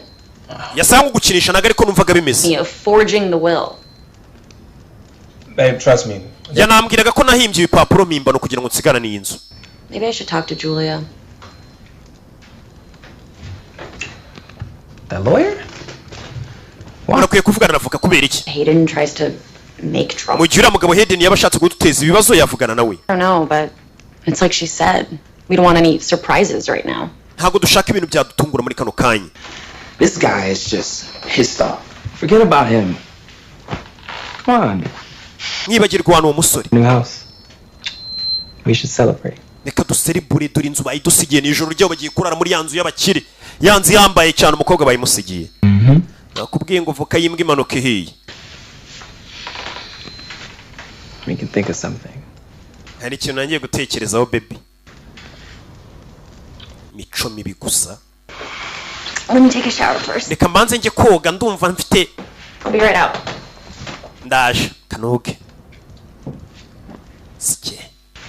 Nari bitu. Amaherezo y'inzira. Hakurino. Mukobwa kugera nabona isaha ihenze. Isaha genzura yirebuka yibonabona. Umugabo wanjye ko nta mafaranga turatangira gukora isaha yikuye. What is this? Ibi ni ibiki? My old one stopped working. Ya saha yanjye ya mbere ntago yari igikora. Expensive. Ndabona ihenze. Uguze isaha ihenze. Knock off. Ni zimwe nziza nyine. Downtown. Nayiguze mu mujyi. Very convincing. Umve. Musore yatangiye gukora ku dufaranga kandi baravuze ngo we bitonze bagende mu gake. Witonze. Musore yatangiye gukora ku mafaranga atabwiye umukobwa akajya kugura ibintu bihenze. Yeah. Bwarakeye. Barakwereka detective ari hano. Yaje kuri ya Smile Dinner. Ni ya restaurant wa mukobwa yakoragamo mbere dutangira season yacu. Yaje muri iyi restaurant. Tangira kuneka. Iyi restaurant byagenze gute? Hari uwayikubitiyemo wari waje kuyiba. Igitangira umusore wacu Adam yaramukubise. Uwo bakubise bakajya gufunga ngageze muri gereza ejo bundi hari umuntu umujombye ibyuma arapfa. Detective atangiye gukora iperereza rye. Hakurino. Yaje bano baracyari kwimuka. Detective. Came at a bad time. No, you're fine. Menye mu gihe kibiho yani sawa ibintu namahoro. Let's go in somewhere? Yeah, we're moving actually. Turi kwimukira mu nzu ya Leonard. Leonard's house. Nzu ya Leonard? As in Mr. Wellesley? Mr. Wellesley mu gihe kwimukira mu nzu ye. Getting used to the idea myself. Nta igitekerezo sindakiyumvisha. Leonard left it to me in his will. Leonard yansigiye imitungo ye. Yakasani.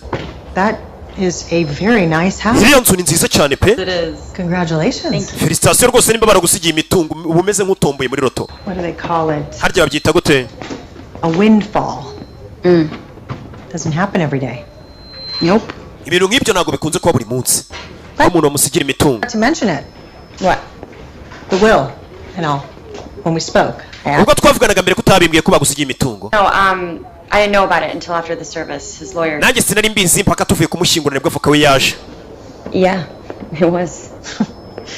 I would love to see the look on your face. You know, when you worked there for, what did you say, 4 months? Why are you here, detective? Detective wundi kubera icyo uri hano? I was hoping to speak with your husband. Nari nshaka kuvugana n'umugabo wawe ubundi. Well, maybe you can help me. Ahari wamfasha. Wondering. Urabona nibazaga. Tonight at that place, the Smile Diner. Ryashoro rwakoraga muri ya restaurant wari wakoze. Umugabo wawe buri munsi yarasanzwe asa kugutwara. You up before. Mbere yajyaga asanzwe asa kugutwara nyine akagucyura. Right, but was it a set thing? Like, was it every night? Was it certain nights? Yazaga buri joro se cyari rimwe na rimwe. How did he nagari buri joro that night? Kubera iki iryo joro yari ahari ryashoro habayeho ubujura meza anashize. Called him to pick me up. Naramuhamagaye ngaza mfate. Came early to study. Aza kare abayigira muri restaurant. Oh, well, you ought to play the lottery, Katie. You're a very lucky woman. Umugore munyamahirwe. Does this have anything to do with the fact that the police called Adam? Yes, sir. Byabihuriye no kuba polisi uyu munsi yamagaye Adam ngo ajye gutanga statement kuri kiriya gisambo. Ntabwo yakubwiye umugabo wawe? Police never called Adam. Aba polisi nagero bahamagaye Adam No, I was Adam hari nimero yamuhamagaye yajya kuri polisi. down to the station. Bamuhamagaye turi kumwe ngo najye kuri polisi. There's no record of any calls. Nanjye nasuzumye ariko nta nimero ya polisi igeze magura amusuri ngo nase kuri polisi. Situzi wamuhamagaye ninde ngo najye kuri polisi. There for no reason. Well, maybe they had a reason. Maybe it's just not the one you think. Ahari wabona bamuhamagaye barafite impamvu yabo. Take care now. Uyiteho Katorori.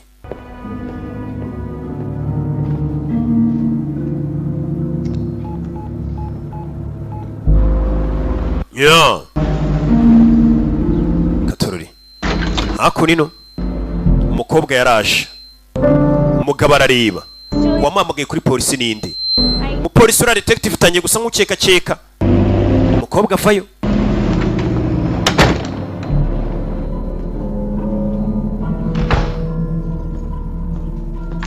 Katie? Katie. What does she want? Yashakaga iki? I called her, actually. Ninjye wamuhamagaye. And what'd you tell her? Wamubwiye ngo iki? Nothing. Ntacyo. That's not how it looked. Ntago ari uko nabonaga bimeze. All of a sudden. Well, maybe if you'd been here, maybe if you'd answered your phone. We agreed. Twaremeranije sheri. We decided that you were not going to talk to her. Ko njye nawe nta muntu tugomba kongera kuvugisha. Niwe wabihisemo ariko ubwo sinjye. Ni wa mwavoka. Lately. Umaze iminsi ariho uhitamo ibintu ufata ibyemezo sinjye ufata ibyemezo. What are you talking about? Uravuga ibiki? Why didn't you tell me that it wasn't the police who called? Kuki utabwiye ko atari polisi yaguhamagaye kare? Else who made sure you went down there, right? Hari undi muntu waguhamagara gukinisha ujya kuri polisi. Ninde abikubwiye? Detective Chesler dropped by. Detective Chesler yanyuzeho. And she was asking a lot of questions. Ndetse yambaje ibibazo byinshi cyane byerekeranye nawe. What happened the night of the diner? Nibyabaye muri rya joro kuri ya restaurant dutangira filime. Adam bi nibiki? How should I know? Nabimenye gute? Ninde waguhamagaye nyine? Ninde wakoresha kuri polisi simbizi? My bad, I was gonna tell you about it. It's a whole lot of... Nikosa ryanjye kuba nabikubwiye kare. What other stuff? I think I'm being followed. Ndakeka amaze iminsi nkurikirwa. What? Kuki? Kind of had the feeling before. Nibyimviro nigeze ngira mbere. Just round. Uyu munsi nende kuzenguruka ntwaye imodoka. Kept seeing the same car. Mbona imodoka imwe yankurikiye. Go to the bank? Come on, we said that we would not do that. No bullshit. Just tell me, did you go to the bank today? Uyu munsi wabagiye kuri banki. Take money out. I noticed. Hari amafaranga kweho. Oya nahise mbona umuntu umeze nk'uwankurikiye. Wouldn't be a good idea, just in case. Ndavuga ni ntabwo cyaba ari igitekerezo cyiza ngiye muri banki, ntabwo ninjiye muri banki. Watching you. Look, maybe I'm just paranoid. Cyangwa hari nataye umutwe nta muntu wankurikiye. I don't know. You got sent down to the police station, Adam. Adam bagwamagaye ngo ujye kuri polisi. That way Hayden shows up. Sigara n'ijyanye na Hayden nibwo yaje agerageza kuntera ubwoba. What's that? Why is he here? Kubera iki Hayden ubundi akomeje kuzana. Wabona hari icyazi. I warned you. Nari nagwaye gasopo. Nakuburiye. Katorori. Hakurino. Telefone. Chesler. Detective Chesler. Tom. You did. Wabikoze? Great. Kiza cyane. Great. Okay. Detective nagaryamye akomeje kwibaza ku bintu byinshi.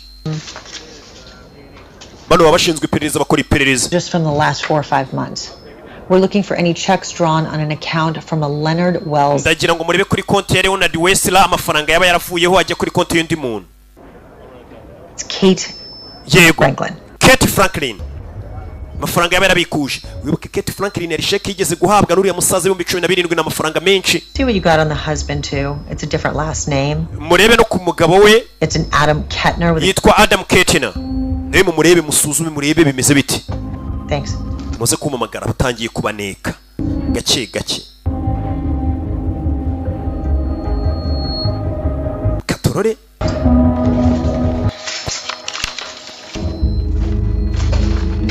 Yo.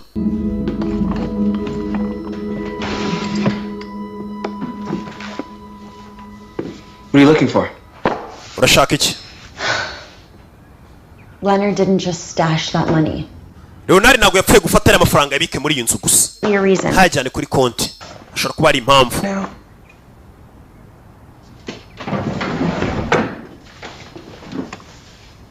Julia said. Julia yavuze n'avoka. Find out we've been hiding something illegal. Ngo leta imenye ko hari ikintu turi guhisha itemewe ngo byose twabibura. N'iyi nzu bayibura. So what do you suggest? We just give it back? None wagira ngo dukore iki byo dufite byose tubisubize. Nare amafaranga. Maybe. Hari. To who, Katie? I don't know. Tubisubize ndetse n'amafaranga turaye handi nyine sinzi. This never felt right. Gusa ndumva ibintu atari byo turi gukora. Hari amafaranga basanzemo hano. To the way things were before. Je ntabwo nshaka gusubira uko nahoze mbere. Sinshaka gusubira mu bukene. Adam. We may not have a choice. Nta yandi mahitamo dushobora kuba dufite ariko. We always have a choice. Iteka amahitamo tuba tuyafite. Uwo musore ati ibyo wakora byose sinshaka gusubira mu buzima nari mbayemo bwo gukena. That Mr. Wells bahoraga baserera. The house. That seems a little baje kubwira mico wakoresha gura mukobwa. Doesn't it? Tumva ibyo bintu bikabije ura mukobwa wamusigiye inzu. What can you tell me about her husband? Nicyo ambwira kuri mugabo. Ku mugabo wa Katie. Nothing to do with sharing him. Ntabwo ari wamuhaye akazi ngajya gukora mu busitani. At the house. Yakoraga nk'umusitari muri ruriya rugo. It's strictly against our policy. Ibyo bintu nta nubwo binahabanye cyane n'amategeko ya kampani yacu. Ntabwo urugo rw'uriya rw'umuntu w'umusaza twakorezeyo umusore umugabo n'umugore ngo bajye gukorayo. Byabarangaza. Do you know of Miss Franklin ever breaking the rules before? None sura mugore Franklin Katie waba muzi nk'umuntu wicaga amategeko ya. The importance of her job, especially. Umukobwa wumva ingenzi. N'akamaro k'akazi ke. Well, you wouldn't have known it to look at him, but his health was very delicate. Icyo cyo twaramwereje ngagiye kwita kuri musaza n'ubuzima bwe kandi ubuzima bw'ura musaza bwari bumeze neza. Log just to keep track of his medication. Ura mukobwa yari afite igitabo ngo yandikagamo imiti n'amasaha musaza agomba kunywera imiti n'igipimo agomba kunywa. You'd have to speak with his doctor about that. Ibyo ugomba kubigana n'umuganga uriya muntu wapfuye. Yeah, sure, we can get that to you. Yeah. Katorore. Thank you. Uyakomeje kuneka menye byinshi. Just ask you. Mwerekano. Did she ever mention a raise? None seketi yaba yarakubwiye ko bari baramuzamuye ku mushahara we. She deposited that check just before Wellesley died. Mbere ko wese rapfa dore amafaranga bahembye uriya mukobwa Katie. Taking money from that poor old man. Karaga kobwa ka Katie twakwereje gukora muri rugo rw'umusaza agafatirana umusaza akamwambura amafaranga koko. Arababara ni mico. Yashe ku musaza yamwiherere kumufasha none polisi itangiye kuvuga ngo nimba umuntu yarahembwaga wenda tuvuge 500 ku kwezi cyase ku cyumweru guti iki icyumweru cyakurikiye cyase ukwezi gukurikiye batangiye kumuha amafaranga menshi cyane. Kumba umusaza yashaka kwifashiriza umukobwa nta kindi yabikoreye. Ariko batangira kuneka iyo umuntu yapfuye ate buriya yaratangiye kumukuramo udufaranga agira ate. Abantu nyine niko biba bimeze. Umukobwa akomeza kuzenguruka inzu ni nini.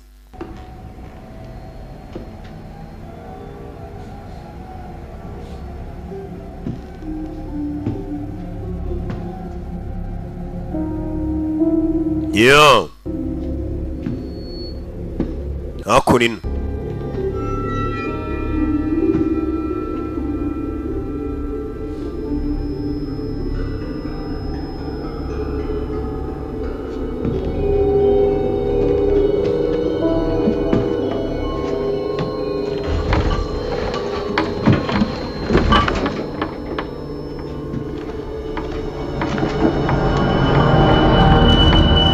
Hey!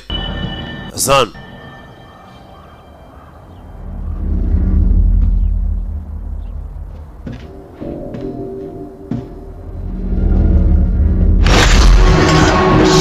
Kwa kugera hano Nyagasani rwa Gakoco niko bayita Gakoco kamwe gafata imbeba ari suri Zano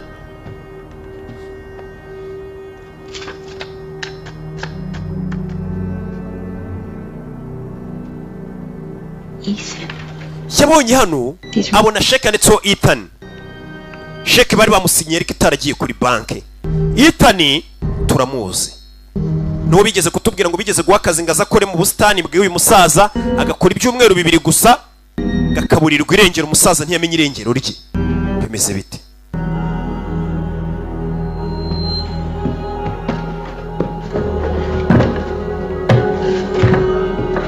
Yeah.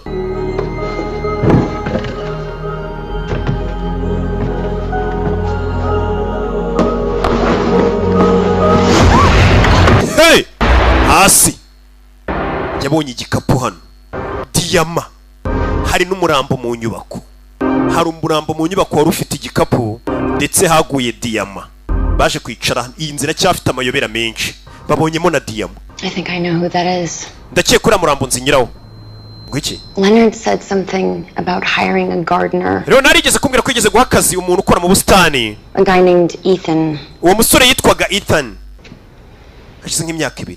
He's been out there for a while. Bivuze ngo amaze igihe kinini muri iriya nzu. Made out to Ethan Doyle. Hari sheke nabonye bari bamwanditseho Ethan Doyle. Leonard said one. Ariko ntabwo yigeze ajya kuzifatamo amafaranga. Never heard from him again.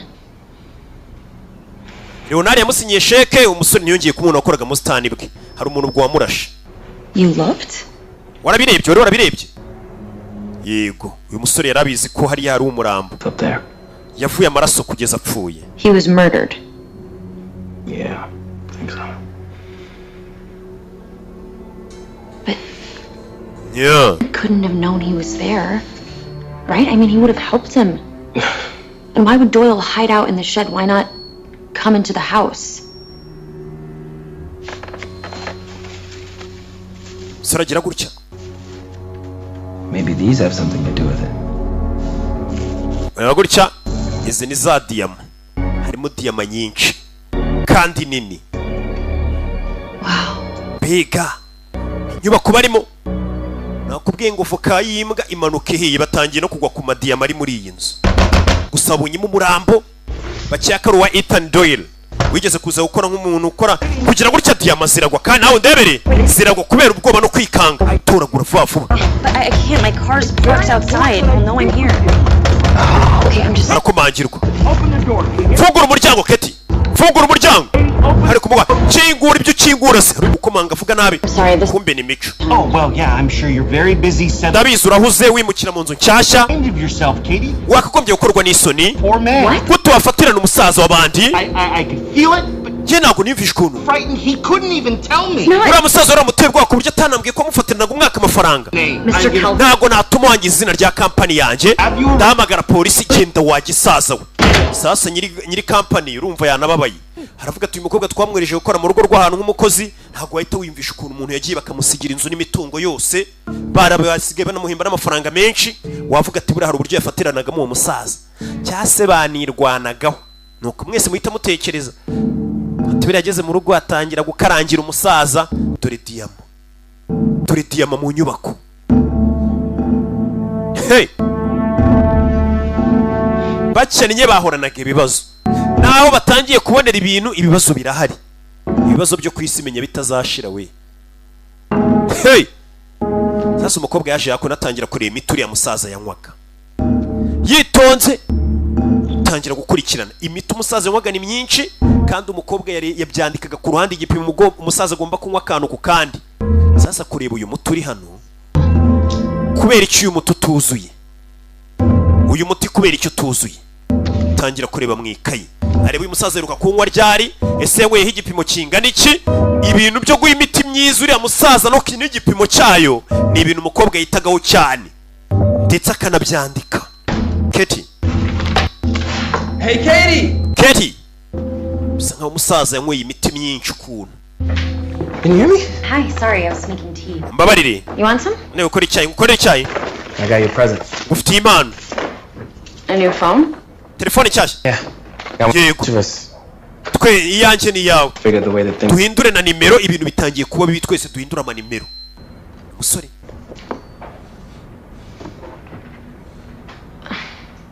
We can't keep them. Izo telefone ntabwo twazigumana. Katie. Adam, no. There is a dead man out there. He was murdered. Umva hano hari umuntu twabonye mu nzu wapfiriyemo. Yari yibye diyama. He may have done who he may have. Wamenya ni gute uwo muntu izo diyama yari yazibye yazizanye muri inzu zikuye. Happened. The police must be looking for him. Don't you wabona polisi wo muri no kumuhiga. All the diamonds. Doyiri yibye diyama. He died out there. Araraswa aje hanapfira muri iyi nzu. Down a well. Bimeze nkuko yari kuraswa akagwa mu mugezi. Sasa ngo wa muntu babonye ziriya diyama ze ashobora kuba yagiye kwiba izo diyama bakamurasa akaza wongeye muri urwo kuko yakoragamo muri jaride agapfira muri iyi nzu yageze muri iyi nzu. Ngiye guhamagara Detective Chester amubwira iby'izi diyama n'umurambo twabonye muri iyi nzu. Kopi yo telefone. Banza basi unyumve segonda. What the heck was Doyle doing here in the first place? Ubundi tumenye uwo musore Ethan Doyle yakoraga iki muri uru rugo. If he's planning to steal a fortune in diamonds. Yaje hano ajya kwiba diyama hanze ariko akora hano nk'umuntu ukora muri charity. Is the last place that anybody's going to come looking for him. Ahantu nk'aho hantu hanyuma batazigera baza gushakira icyo gisambo. izo diyama turazikeneye. Paper trail. That way he sets up the big score. Nobody knows about this place and he can just hide here. Bivuze ko icyo gisambo cyaragiye kwiba izo diyama kikaza kwishano kikaba gifira ko cyakoraga akazi. Getting shot and ko gukora mu busitani. Bivuze ngo niho hantu nacyo cyari kizi ko nta muntu wakiyasanga. Izo diyama rero nta muntu uzazibona. Those diamonds. Zira diyama ntabwo twazigumana ariko. What are we gonna do about that? What do you mean? If we do this, then the police put us under a microscope. So how does that gonna look? Nitujyana izi diyama polisi baratangira batunekaneka byato na hato. Urakeka bari butekereza iki? Turabasobanurira. It was Leonard's money, that it was his safety net. Turabwira tere n'amafaranga yari wona ditwe twashyize muri safe deposit box. Believe us, even if we don't end up in jail, we could still lose this. Umva niyo polisi tadufunga twayisobanurira ko hano hantu barahatwambura barabona dufitemo amanyanga menshi.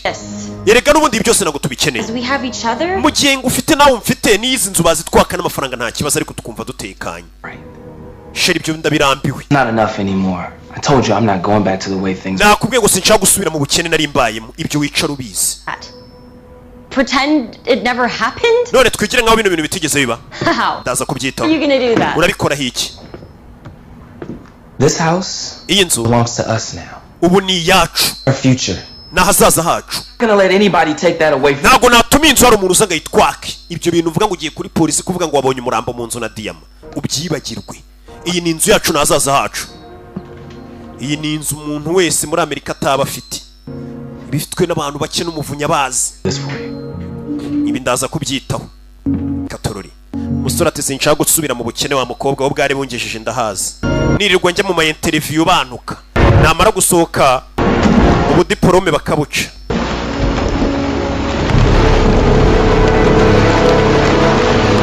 Yeah.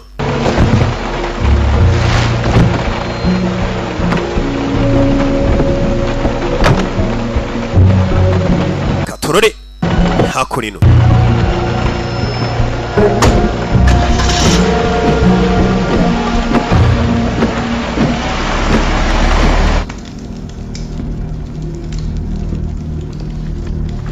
Musore yaje hano.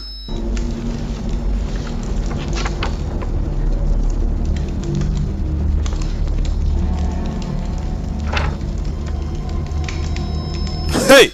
Nta kuryama. Nibyo yatangiye gutwika. Umukobwa arumva yifitiyemo n'ubwoba. Musore byo yatangiye gutwika. Atangira gutwika na ya sheke ya Ethan Doyle bari bamuhenga agiye kubikuza wa muntu wakoraga mu busitani hano. Ariwe wari wagiye akaniba diyama hanze akaza agahungira hano. Na sheke barayitwika batazamenya ko umuntu yigeze agera na hano. Ubwo bibe diyama bibe inzu n'ibindi byose biyirimo ni ibyabo. Byo gusubira mu bukene nta bihari. Kobwa aryamye muri iryo joro. What are you doing? Urakora ibiki? Cicika. Hari umuntu uri mu nzu yacu. Where did you get that? Iyo mbodo yikuye hehe? Umuntu uri mu nzu umusore yamwumvishe. Hey! Uri mu nyubako? Katorori. Umuntu uri mu nyubako. Adam. Rufa uri. Duhamagara 911 duhamagare polisi hari umuntu uri mu nyubako. Hari uwabinjiranye. Bimeze bita umusore ni imbunda yikuye hehe? Hari mu nyubako yabo. Katorori. Ninde? Waje. Yakigurano. Rufa uri. Kumbe ni mico wari wagarutse nijoro bakoreshaga umukobwa. Dore ngo baramukanga akamanuka nabi. Yamanutse nabi akubita umutwe hasi dora amaraso. Sinzera ko warokoka.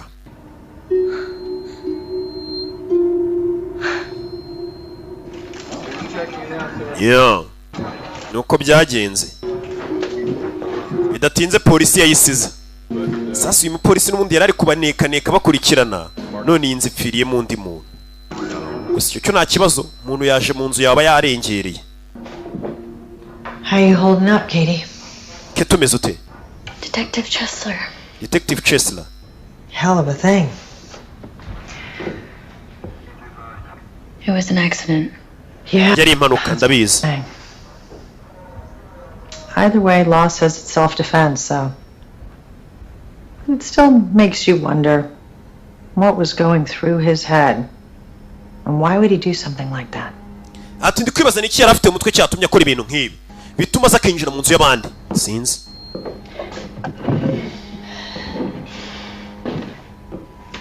Something had to set him off. I know none of this is you, Katie. Katie, ndabizi ibintu byose ntago ari wowe ngwiki. Fine around here until Adam started. Ibintu byose mu rugo byari bimeze neza mpaka umugabo wawe Adam aje kwakora. Whatever is going on. Rero mbwira nibiki bijya mbere. It is you. I don't know what you're talking about. Kivuga simbizi. Problems. Bazo byo ndabizi. As to people, I know about the big check that you deposited for Mr. Wells. Sibyerekeranye na sheke ni Mr. Wells rero yari yaguhaye. Katie, just listen for a second. Banzu nyumve. Because kubera ko could be that it was a loan. Maybe it was a shora ko yari inguzanyo cyangwa ari impano yari yaguhaye iri ya sheke. In my shoes. Ariko ndashaka kwishyira umwanya wawe. How all of a sudden everything just drops in your lap. Sinibaza ukuntu byose byese biza bikakugwaho. Inzu old guy died in his sleep. Ati bari abantu bavuze ko bari abapima bapfuye kwira muntu yapfuye asinziriye. But it is not until after he's cremated. Tumaze kumutwika umurambo we. Nibwo wahise ubona ibipapuro bigaragaza ko yagusigiye inzu. Even have a body. Ubu ngubu nta n'umurambo dufite ngo dupime n'iki cyawishe. Die a natural death. Nta n'ubwo ngubu twakwemeza ko yapfuye urupfu rusanzwe. I tell you, it's starting to keep me up at night. I would never hurt Leonard. Umvuriya musaza ntabwo namubaza, ntabwo mvuga weho, ntabwo mvuga weho. Iki? Has Adam ever mentioned anyone by the name of Gaskin? Ese Adam yaba yarigeze akubwira umitwa Ray Gaskin? Ngo wundi wibye muri ya restaurant batangira. I know that name. Iryo zina ndumva ndizi Ray Gaskin. Diner that night. Niwe wigeze gushaka iyo muri ya restaurant akoragamo. At the university. Yanakoraga nanone nk'umupuranto muri re. Yanakoraga nk'umupuranto. Okay. It's a big school. Maybe they muri kigo umusheri wawe yigagamo. Wa muntu twatangiye yiba ngo yakoraga nk'umupuranto. Adam is going to screw up. It's Adam yinaraza kubyangiza. Don't let him take you down with him. You come to me.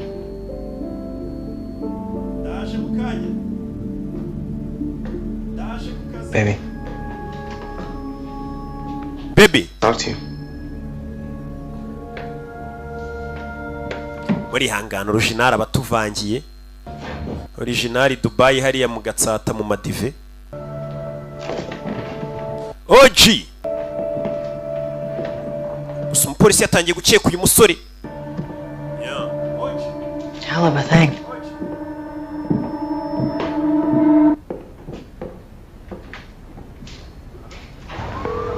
Yeah, hakunino.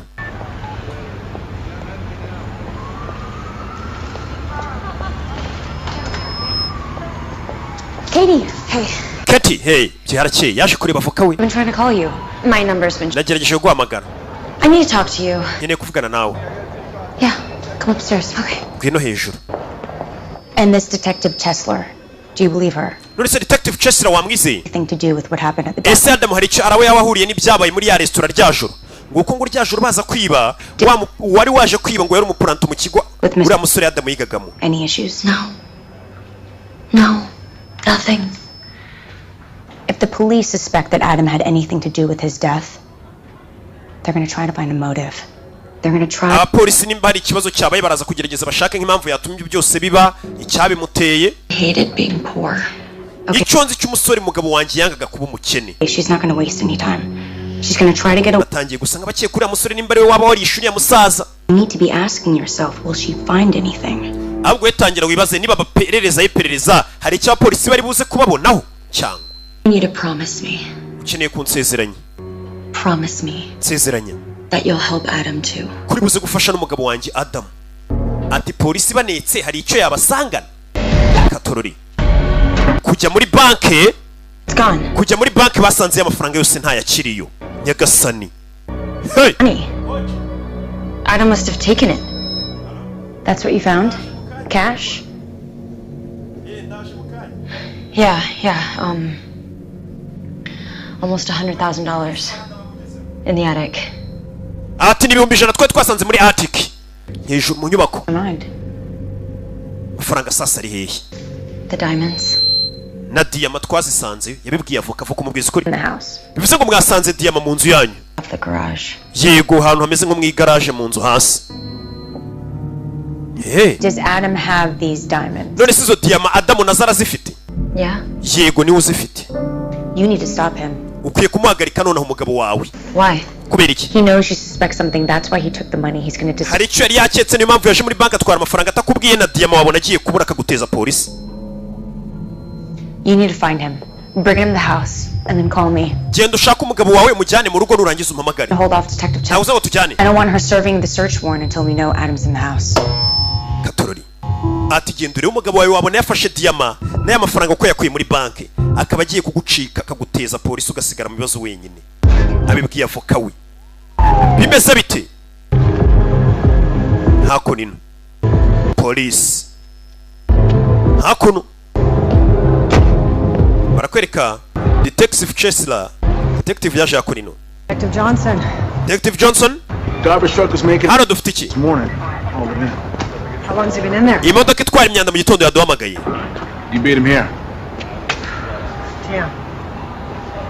Why'd you call me? Kuki umpamagaye? It was a backpack next to the Vic. Inside we found a no laundry receipt. Ati twasanze agakapu karimo ibintu bimeze nk'amarisi. The address matches the name from one of your cases. Ndetse adresse ziraranga ahantu hameze nk'aho hari ikirego wari gukurikirana. Leonard Weissler. Katoroni. Uyu yaratashye. Babwiye ati hamagara umugabo wawe. Gagita. Ni Katie. Adam, pick up. Adam itaba Adam ntabwo ari kwitaba telefone ni sheri we.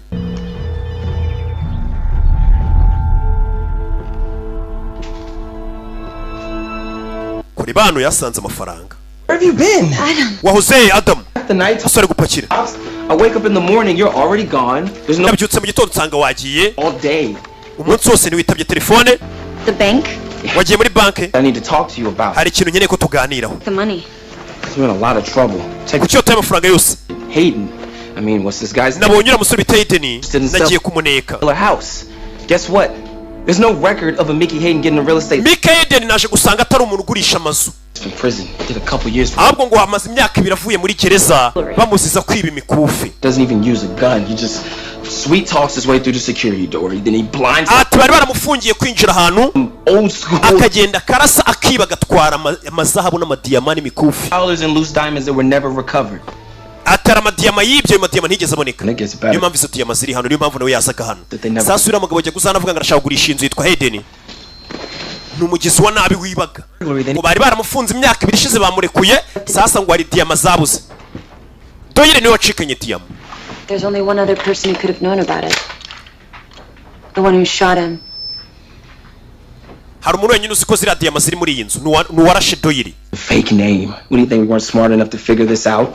We have to call the police. Tuhamagare polisi rero tuyibwire. Is get the hell out of icyo tugiye gukora nukuva hano tukagenda n'amafaranga na diyama. Can you go pack some stuff up real fast? Ahubwo pakira ibintu byawe duhunge dore ni ikibazo. Bamenye ko byivanzemo n'abagizi ba nabi. Ziriya diyama ni iz'umugizi wona bitwa Hayden. Bamaze iminsi bakurikirana. Yari yaribanye n'uwitwa Doyle. Get changed. Genda uhindura imyenda. Genda uhindura imyenda. Umukobwa arabibona ko uyu mugabo washaka kubahunga bameze nkaho bari kibucyo bacikanye amafaranga na diyama nanone by'umugezi wa nabo umuntu uvuye muri gereza bishobora kuba byaba ikibazo. Katorori. Yeah. Zan. Hi, Julia. Bite Julia hamagara wa mwavoka we. Ni Katie. He's here, but ari hano. It wasn't him. Ariko byasanga atari we. Bahita bamwambura telefone cicika. Cicika. Hayden yahageze. I don't know. Call him out here. Hamagara umugabo wawe nuna. Uyu niwe nyiri diyama. Yari yarazibye baramufunga. Uwo bazibanyaza muri iyi nzu apfiramo ari we Ethan. Sasa yafungura ashaka izo diyama. Akunigira umukobwa.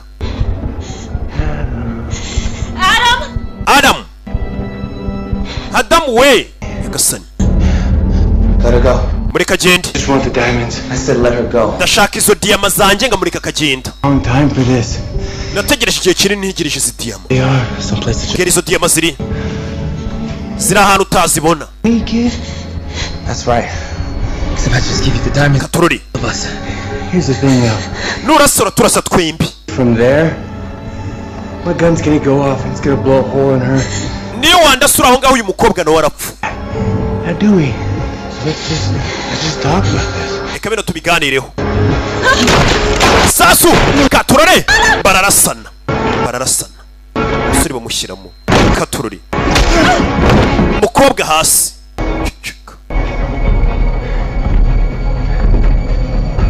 hey katururi mu nyubako kugeza ubu n'abarashaka diyamaze sasu irindi gusa uyu nawe yarashwe Adamu ko byagenze Adamu No. Oya Adamu Baby Yo Adamu ararashwe In that garden. Stay with me. Adamu agiye gupfa yaramubwiye ati muri jaride niryo jambo ryonyine yamubwiye ati muri jaride duravoka ngaravayo avoka nibwo akiyagera Julia Adamu aramwongorera ati muri jaride Katie avoka ari hano Oh my god. Mana yanjye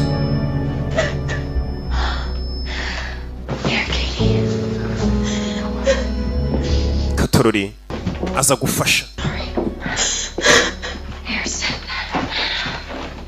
Icara Hey Katie, listen. Katie nyumva We need to look for the diamonds before the police get here. Tugomba gushaka izo diyama mbere yuko polisi iza It's the only way we can explain what happened without implicating. Nibwo buryo bwonyine twasobanuramo ko bino bintu babikugeretseho izo diyama atari izawe Adam never would have hurt Leonard. Katie, the diamond. Adamu ntabwo ari kubaza Leonard diyama ziri he It was Hayden. Hayden niwe wabikoze Killed him with an overdose. Hayden niwe wishyuriye musaza Leonard amwicishije imiti nyinshi overdose Medication.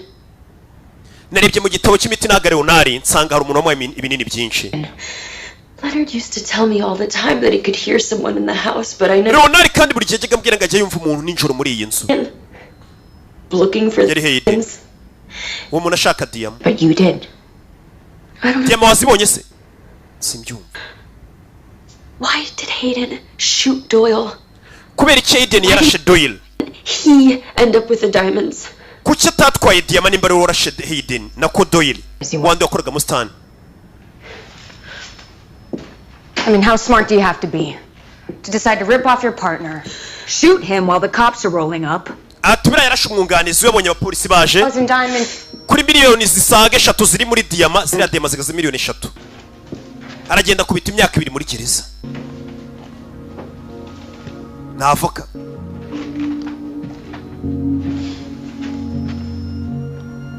I never told you how much the diamonds are worth. ntabwo nigeze nkubwira agaciro ka ziriya diyama ko zihagaze miliyoni 3 z'idolari wabimenye uti arabaza uyu uyavayo n'imbunda navoka Hey What are you doing? Look, okay, I paid my dues. umva narishyuye ibihano byanjye As a public defender, how do you... namaze imyaka 10 mburanira abantu I knew he was an idiot. urakeka ikirego cya Hayden nakimenye gute nari mbizi ko ari ikigoryi ariko inkuru ye narayizeye He messes everything up. ibintu byose dore yabyangije ninjye waburanye kugira ngo imyaka 2 abe ariwe mukatira yonyine ikintu cyonyine nagomba gukora amafaranga cyari ziriya diyama none dore yapfuye atamaye kuri diyama You helped kill Leonard? bivuze ngo nawe wafatanije na Hayden kwica muzere Leonard That was all Hayden. oya ibyo wabikoze na Hayden byose no utarushoboye kwihangana yashaka kwihutisha ibintu The will. It isn't real, is it? It's real enough. uretse rero papuro by'uko bansigiye imitungo ni ibyanyabyo What's the difference? Look, I'm sure Leonard would have ni given... ibyanyabyo nyine nubwo twabihimbye tukubeshyira ko bagusigiye imitungo ariko nta muntu uzigera ukuvumbura uzayigumana wema diyama Where the diamonds are. wembwira aho diyama ziri usigarana ibinzu n'imitungo nta muntu uzigera umenya ko ari ibya fake ibipapuro sinzi Katie Adam hid them. Adam niwe wari warahishe izo diyama But I wouldn't tell you if I... niyo naba nzi ahantu diyama ziri ariko sinahakubwira Nyagasani You know, that's what I really liked about you. It was never about the money. n'ubundi we ntabwo wigeze wita ku bintu by'amafaranga cyane But I'm sure they'll turn up. These things always do. kano kari buze gukora Katie kumbe detective I'm just detective Kim. I'm Miss Franklin's attorney. Bayita Julia Brian Kim. Byron Kim, I'm gonna need you to step out so I can see both your hands. If you just get Madamu Julia ndagira ngo ujye ku ruhande mbona amaboko yawe yombi. Right now. Jya ku ruhande. No. Jya ku ruhande. You would just listen. Sawa katurori. Detective. Taramurasa. Yaramubangamira. Sasu kuravoka. Yari yarabonaniye kira kigoryi aragifasha kurikirana ikirego cya Hayden amenya ko ari diyama za miliyoni 3 bakomeza gufashanya ngo nibazibona bazagabana. Nawe izo diyama yazishakaga. Ni diyama zari zaribwe na Hayden. Meze neza. Katurori. Uyu sheri we yapfuye nako n'umugabo we. Umugabo wararashwe. Umugabo we ngo nta cyaha cyamuhama gusibye ko ari umuntu witinyiraga ubukene gusa. Avuga ati amahirwe mbonye ntago nayiteshwa. Katurori. Ese diyama ziri he? Uyu Detective Chester nyeneye ubufasha na ambulance none igitaraganya over. Ese ahamagara. Barakwereka ibyo byarabaye. Hashize andi mezi 4. Bira bintu bibaye. Mugabo apfuye.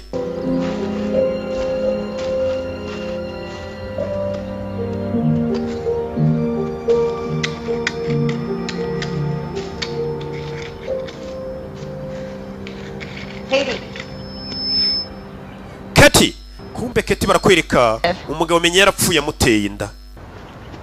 Waje kumusura. Detective. Urugo yararusigaranye. A young cedar. It's a nice spot. Lots of sun. Yeah, I think so. It's good to see you. Kiza ukubona umugabo yapfuye amuteye inda. Detective amufashije. Look beautiful. Thank you. Yeah, we're doing well. Well, I came by to let you know that the case is officially closed. Narije kubwira ko ikirego twagifunze cyahagaze. Julia and Byron Kim are the only suspects on record. Hayden na Julia Brian Kim nibo bonyine twakekaga. Her father had a criminal history. Bivuze ngo papa w'uwo mwana nta cyana kimwe arangwaho, uwo mwana azakora rwose papa yumva ko nta cyaha bamushinjaga. We've been through that place a half a dozen times, top to bottom. Still can't figure it out. He didn't tell me. Ninzo umukobwa yarayisigaranye ubwo nyine inzibaye. Na n'ubu sinzi ahantu rwose Adamu yahishe izo diyama. Ariko nakifuje ko nakabaye mazi nkazigwa. Take care of yourself, Katie. Uze kwitaho Katie. You too. Nawe. Sigaranye amafaranga diyama ntagazahano na n'ubu ngubu zihishe. Ntagahazi. Ikirego buno baragifunza yari yashize amezi 4 bagikurikirana, ubu uyu mukobwa nta ngaru nta kibazo na kimwe, inzu niye n'ibintu byose ameze neza nta kibazo. Gusa yasigaye atwite.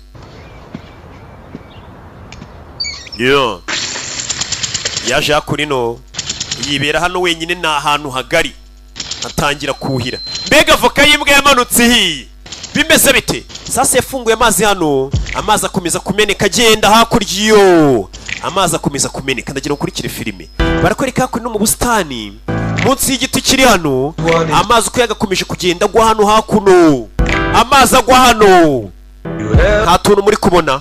Nta tuntu muri kubona. Amazi yaraje akomeza kumanuka. Kumbe diyamadora aho umusore yari yarazitabye. Mu yandi magambo Kati na diyama bwarazisigaranye nize. Na diyama ziri hakunino. Agafilime kacu nako nuko kagenzi yari roki nk'ibisanzwe. Imana ibamugisha ndabakunda cyane. Kwibutsa izi filime ukeneye kuzireba online cyangwa uzi umuntu utabasha kugera ku mu DJ, wazirebera ku Gasobanuye 250.com. Ni website mugiye kujya muzisangaho. Imana ibamugisha roki entertainment kazanye. Ndaje mvemo mu kanya Savimbi nawe azabaho udufilime tw'ubwenge dukomeza dutwika. Ciao ciao.